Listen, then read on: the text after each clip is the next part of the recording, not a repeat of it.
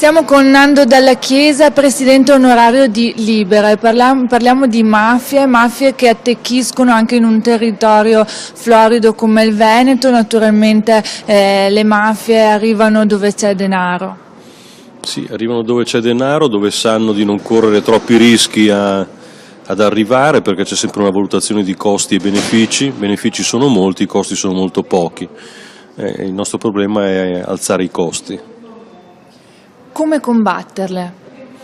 Ma soprattutto, in primo luogo, ammettendo finalmente che ci sono e poi studiandole, conoscendole, perché non si combatte un nemico che non esiste e si combatte male un nemico che non si conosce. Quindi bisogna conoscerle, e non solo attraverso la magistratura, ma come società, perché molte sono le ingenuità che vengono compiute sia da chi chiede l'usura, sia di chi immagina che il mafioso nella vita normale non si trovi.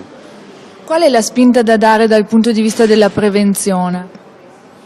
È una spinta robusta, società civile, istituzioni, associazioni di categorie, scuole, informazione, intellettuali dovrebbero operare tutti insieme per prevenire l'allargamento, perché la presenza c'è, però può essere una presenza marginale o può essere una presenza colonizzatrice. L'abbiamo visto sia in Lombardia, sia in Piemonte, sia in Liguria, sia in Emilia.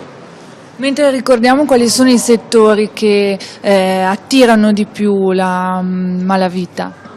Dipende sempre dalle situazioni locali, però la tendenza è a fermarsi molto nel movimento terra, nel settore delle costruzioni, delle opere pubbliche, nel riciclaggio in esercizi commerciali.